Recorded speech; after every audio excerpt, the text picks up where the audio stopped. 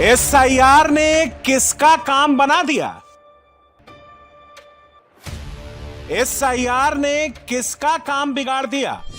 Bharatiya Janata party SIR का समर्थन करती है और मतदाता सूची को शुद्ध कराने के अभियान का भी समर्थन करती है।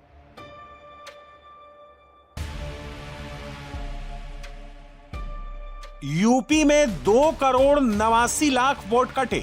किसके वोट घटे?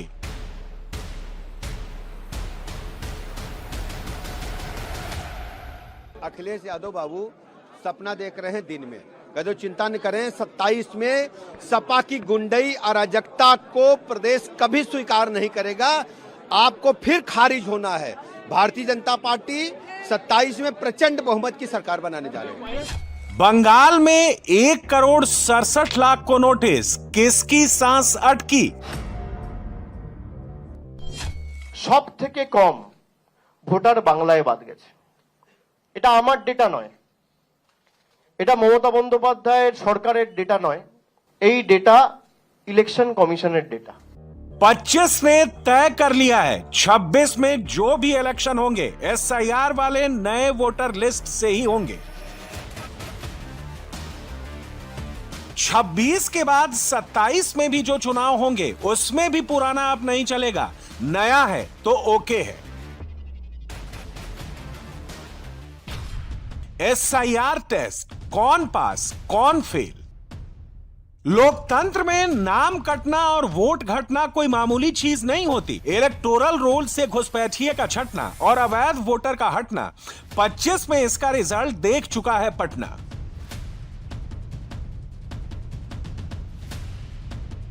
छब्बीस का सवाल यह है कि एसआईआर के बाद होने वाले टेस्ट के लिए योगी आदित्यनाथ कितने तैयार हैं? अखिलेश यादव कितने तैयार हैं? स्टालिन कितने रेडी हैं? और पिनाराई विजयन ने क्या तैयारी की है? सबसे अहम सवाल ममता बनर्जी के लिए है। ममता बनर्जी की एसआईआर के बाद की क्या तैयारी है? 26 में पहला टेस्ट ममता का ही होने वाला है।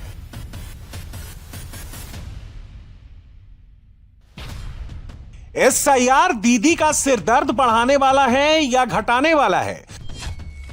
26 की शुरुआत से पहले ही एसआईआर को लेकर पार्टियों का रुख बदल चुका है। राहुल गांधी की कांग्रेस ने एसआईआर का विरोध कम कर दिया है। कांग्रेस एसआईआर के समर्थन में नहीं बोल रही, लेकिन अब वो एसआईआर का विरोध भी नहीं कर रही है।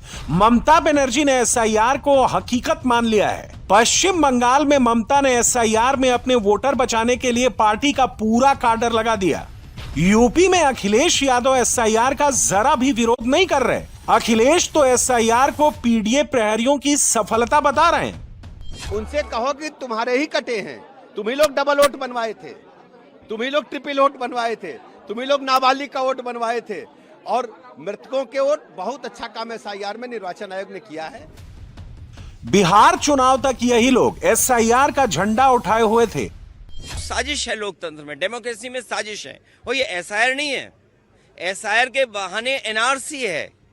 जो एनआरसी ये सीधी लागू नहीं कर सकते थे, वो एनआरसी लेकर के आए हैं। तो 26 से पहले अचानक क्या बदल गया? याद कीजिए, ठीक 1 महीना पहले ममता क्या कह रही थी। क्या जरूरत था इतना जल्दी इसको ऐसे ऐसे करना?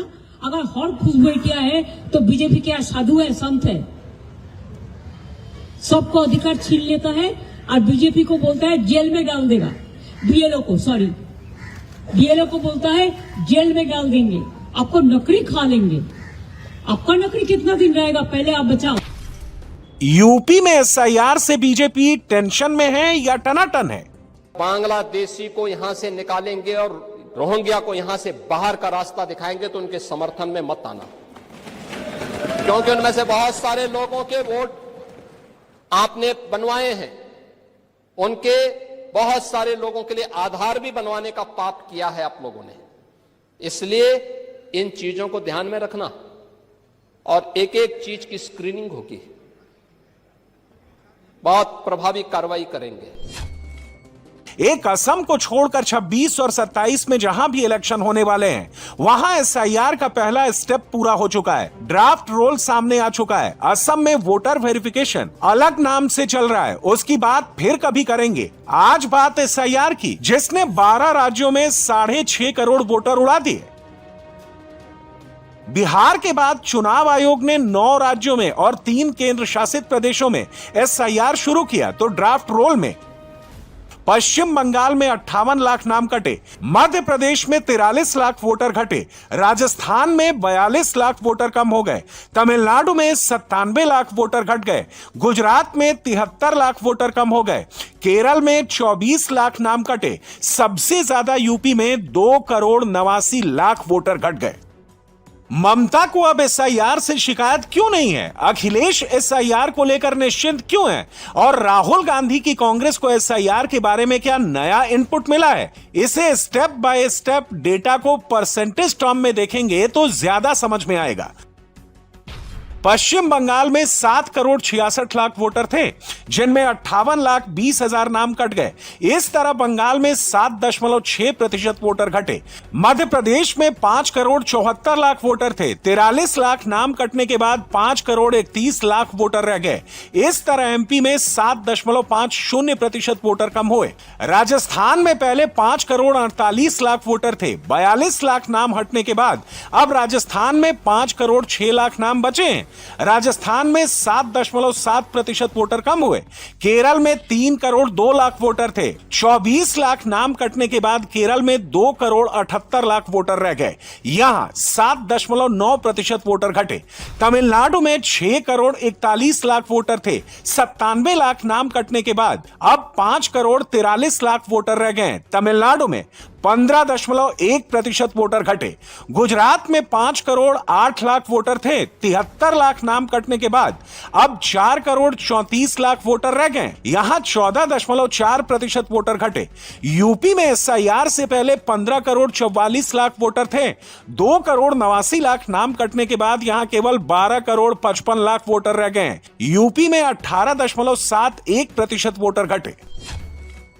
बीजेपी ने एक काम सक्सेसफुली किया। राहुल गांधी ने एसआईआर को वोट चोरी से अटैच किया था। बीजेपी ने इसके जवाब में एसआईआर को घुसपैठिया से जोड़ दिया। किनको पहचान लीजिए, वो चाहते हैं कि घुसपैठिए हमारी मतदाता सूची के अंदर बने रहें, क्योंकि उनको भारत के लोगों पर भरोसा नहीं है, घुसपैठियों के आधार पर चुनाव जीतना चाहते हैं। नरेंद्र मोदी ने इसकी शुरुआत 15 अगस्त को लाल किले से की थी, जब राहुल गांधी बिहार में वोटर अधिकार यात्रा निकालने की प्लानिंग ही कर रहे थे। तभी मोदी ने उसकी काट खोज ली थी।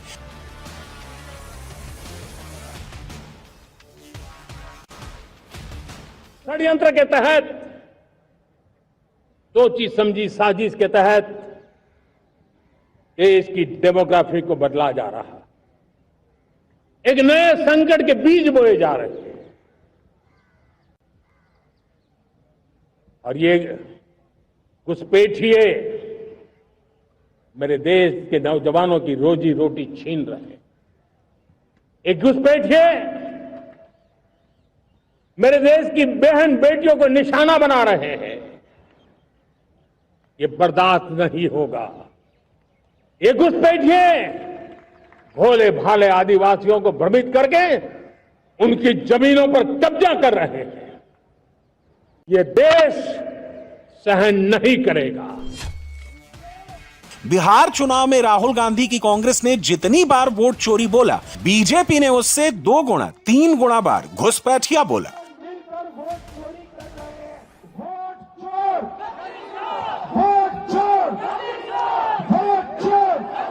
संवैधानिक प्रक्रिया है।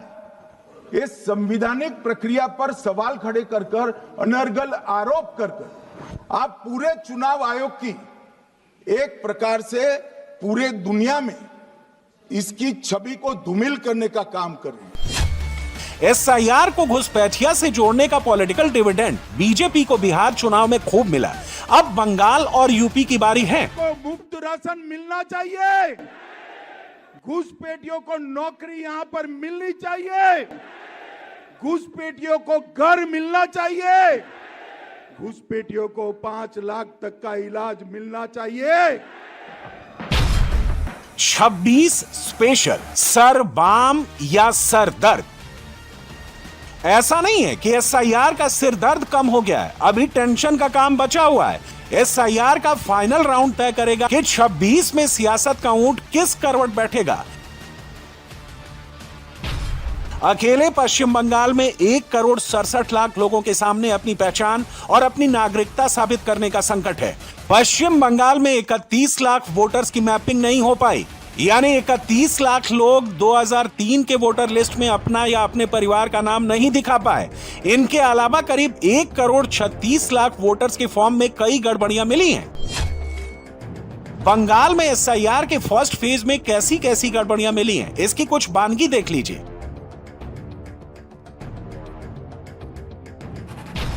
बंगाल में कई ऐसे फॉर्म मिले हैं जिसमें पिता का नाम मिसमैच पाया गया है। पिता और बेटे के बीच 15 साल से कम या फिर 50 साल से अधिक का एज गैप मिला है। दादा और पोते की उम्र में 40 साल से कम का फासला भी दर्ज मिला।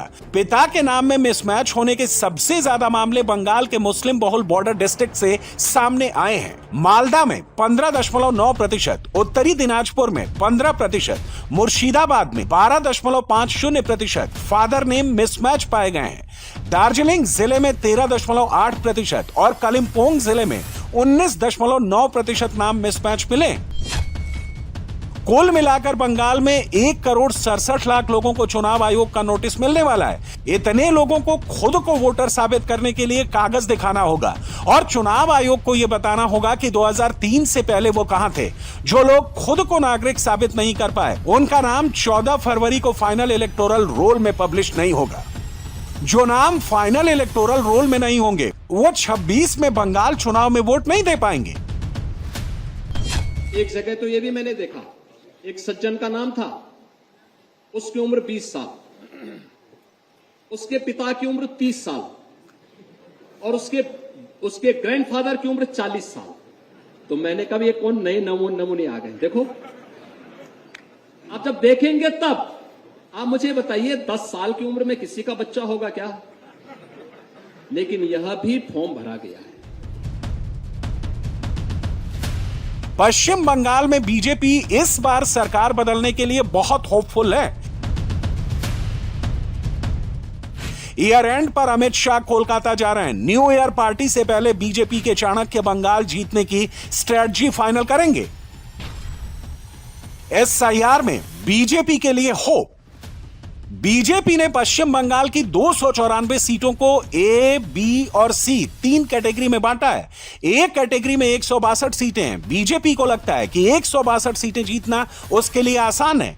बी कैटेगरी में बीजेपी ने 40 से 45 सीटें रखी हैं। ये वो सीटें हैं जिन पर बीजेपी ज्यादा मेहनत करेगी और इनको भी जीतने की कोशिश करेगी। बाकी बची हुई 87 से 92 सीटों को बीजेपी ने सी कैटेगरी में रखा है। इन सीटों को बीजेपी मुश्किल मानती है। बाबरी, बांग्लादेश, हिंदू मुस्लिम, पोलराइजेशन। बंगाल चुनाव से पहले सब कुछ हो रहा है, लेकिन वोटों का असली गणित एसआईआर में छिपा है। 2021 के पश्चिम बंगाल विधानसभा चुनाव में ममता बनर्जी की पार्टी तृणमूल ने 215 सीटें जीती थीं। बीजेपी ने बंगाल में 77 सीटें जीती थीं। पश्चिम बंगाल में सरकार बनाने के लिए 148 सीटों का मैजिक नंबर है, यानी बीजेपी जहां है वहां से उसे सीटें डबल करनी है। ममता की पार्टी और मोदी की पार्टी के बीच 10% का वोट गैप है। दीदी का कांटा 48% है। बंगाल में मोदी का कांटा 38% पर है। यहां से बीजेपी के सामने 2 चैलेंज है। पहला चैलेंज ये कि बीजेपी अपना वोट 5 से 6% बढ़ाए और दूसरा चैलेंज ये कि तृणमूल का वोट 5 से 6% घटाए।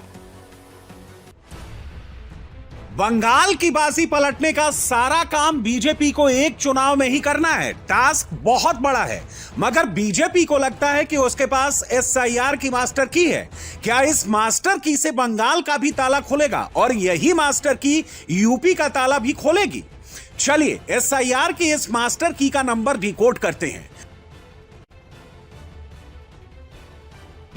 बंगाल के 1,67,00,000 संदिग्ध मतदाताओं में से अगर 50% के वोट कटे तो 83 लाख और नाम कटेंगे। अगर संदिग्ध मतदाताओं में से 30% के वोट भी कटे तो 50 लाख वोटर घटेंगे। 58 लाख नाम पहले से ही कट चुके हैं। नोटिस वाले संदिग्धों में से 50% के नाम कटने का मतलब होगा 58 लाख प्लस 53 लाख, यानी टोटल 1,41,00,000 वोटर का नाम कट जाना। नोटिस वाले संदिग्धों में से 30% के नाम कटने का मतलब होगा 58 लाख प्लस 50 लाख, यानी टोटल 1,08,00,000 वोटर का नाम कट जाना।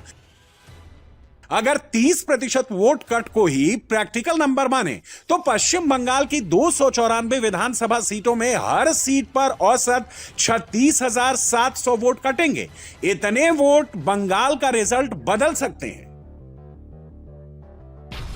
2021 के बंगाल चुनाव में 36 सीटों का फैसला 5,000 से कम वोट मार्जिन से हुआ था। 33 सीटों का फैसला 5,000 से 10,000 वोट मार्जिन से हुआ था। 34 सीटों का फैसला 10 से 15,000 वोट मार्जिन से हुआ था। 30 सीटों का फैसला 15 से 20,000 वोट मार्जिन से हुआ था। इस तरह 133 सीटों का फैसला 20,000 से कम वोट मार्जिन से हुआ था। इन 133 सीटों में से 75 सीटें तृणमूल ने जीती थी। पश्चिम बंगाल की हर सीट पर औसतन 36,000 वोट कटने का मतलब यह हुआ कि ममता बनर्जी के लिए 2026 का चुनाव डेंजर जोन वाला चुनाव बनने जा रहा है। ममता के लिए सबसे बड़ा खतरा यह है कि कोलकाता के आसपास वाली सीटों पर सबसे अधिक नाम कटे हैं। ममता बनर्जी के चुनाव क्षेत्र भवानीपुर में 44,787 वोट कटे हैं। कोलकाता के चौरंगी विधानसभा क्षेत्र से 74,553 नाम हटाए गए हैं। फिरहाद हकीम के चुनाव क्षेत्र कोलकाता पोर्ट से 63,730 नाम हटाए गए हैं। अरूप विश्वास के टॉलीगंज चुनाव क्षेत्र में 35,309 नाम हटे हैं। ये सारी सीटें तृणमूल कांग्रेस के पास हैं। पश्चिम बंगाल में एसआईआर का सबसे सरप्राइजिंग फैक्टर यह है कि ड्राफ्ट रोल में मुस्लिम बहुल असेंबली सीटों पर बहुत कम या ना के बराबर नाम हटाए गए हैं।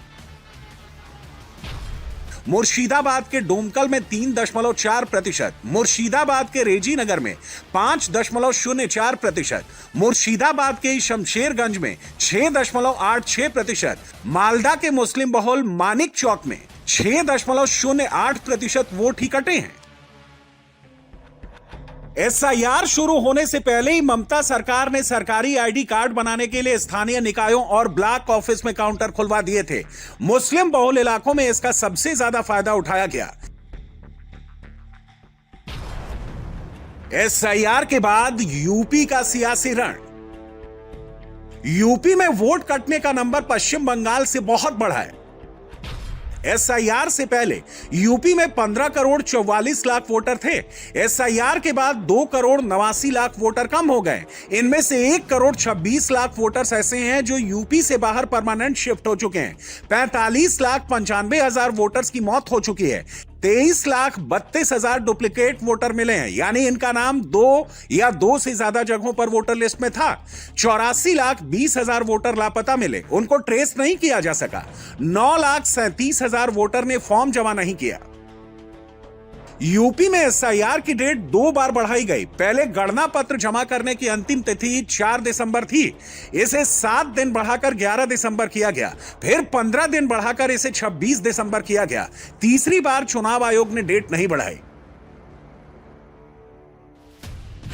इससे पहले 11 दिसंबर को यूपी में चुनाव आयोग ने बताया था कि प्रदेश में 2.91 करोड़ मतदाता के नाम कटे हैं। 15 दिन की समय अवधि बढ़ाने के बावजूद सिर्फ 2 लाख वोटर बढ़े। अब सवाल है कि यूपी में किसके वोट घटे हैं? क्या योगी आदित्यनाथ के वोट कम हुए या अखिलेश यादव के वोट कम हुए? बीच एसआईआर योगी आदित्यनाथ ने अपनी पार्टी वर्कर्स को वोट बनवाने के काम में जुट जाने को कहा था। तब योगी ने कहा था कि यूपी में 4 करोड़ वोट घट रहे हैं। अखिलेश यादव तभी से एसआईआर पर मौज ले रहे हैं। ये जो 4 करोड़ का गैप है, ये मिसिंग है, ये आपका विरोधी नहीं है। इसमें से 85 से 90% आपका मतदाता है, याद करना। आपका मतदाता है और उसमें 4 कैटेगरी में आपको देखना है।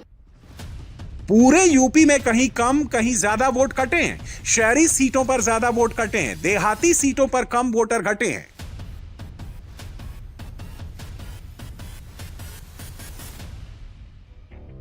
लखनऊ में 30% वोटर कट गए हैं। गाजियाबाद में 29% मतदाता कम हो गए। बलरामपुर में 26% वोटर घट गए।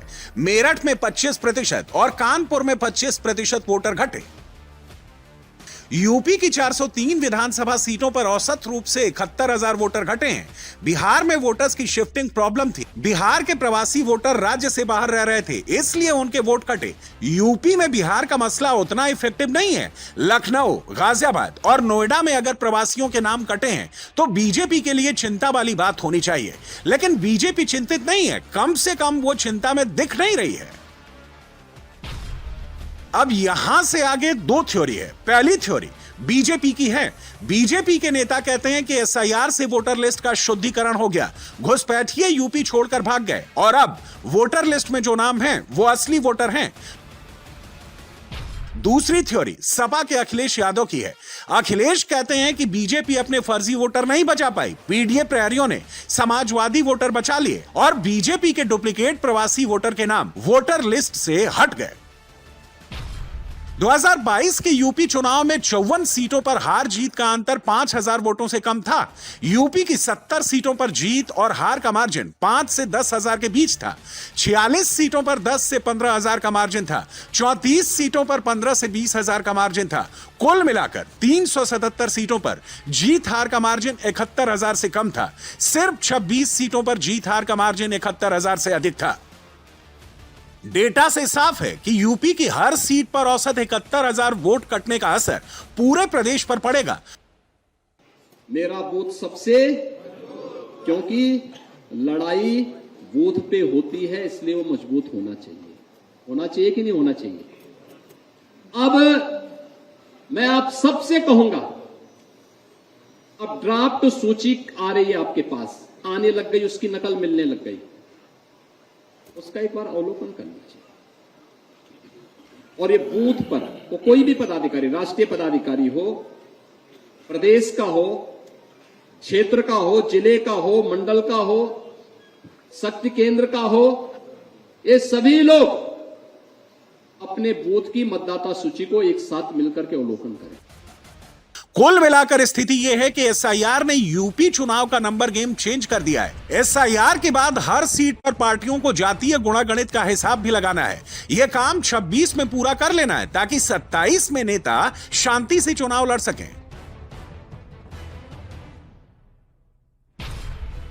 एसआईआर के बाद वोट चोरी पर ताला। यहां याद रखना जरूरी है कि एसआईआर का पूरा प्रोसेस राहुल गांधी के आरोपों के बाद शुरू हुआ था। महाराष्ट्र चुनाव के बाद राहुल गांधी ने वोटर लिस्ट में गड़बड़ी का मसला उठाया तो चुनाव आयोग ने बिहार से एसआईआर स्टार्ट कर दिया। कांग्रेस पर सिर मुड़ाते ही ओले गिरे। बिहार में सूपड़ा साफ हो गया। बीजेपी के हाथ में बैठे बिठाए घुसपैठिया मुक्त भारत बनाने का नैरेटिव आ गया कि हमारे यहाँ 8 लाख से ज्यादा वोट कट रहे हैं, जिसके अंदर जिन क्षेत्रों में हमारे को 70-80% वोट मिलता है वहां पर 6 लाख से ज्यादा वोट हमारे क्षेत्र में कटे। तो ये इसकी जो पवित्रता है एसआईआर की, ये इसको शो करता है। पहली बार घुसपैठिया मुक्त होंगे चुनाव। पश्चिम बंगाल में एसआईआर के दौरान बांग्लादेश की तरफ भागते घुसपैठियों की ये तस्वीरें बंगाल ही नहीं पूरे देश में वोटर्स के दिलो दिमाग में छप चुकी हैं। इन तस्वीरों को कोई भुलाना भी चाहे तो बीजेपी इसे भूलने नहीं देगी। यूपी में बीच एसआईआर यूपी पुलिस का ऑपरेशन टॉर्च चला देना और मुख्यमंत्री योगी आदित्यनाथ का डिटेंशन कैंप तैयार रखने का ऑर्डर दे देना, यह सब इनडायरेक्टली एसआईआर से ही जुड़ रहे हैं। नैरेटिव की जंग में बीजेपी आगे दिख रही है, कांग्रेस खामोशी में चली गई है और ममता अखिलेश फाइनल नंबर का वेट कर रहे हैं।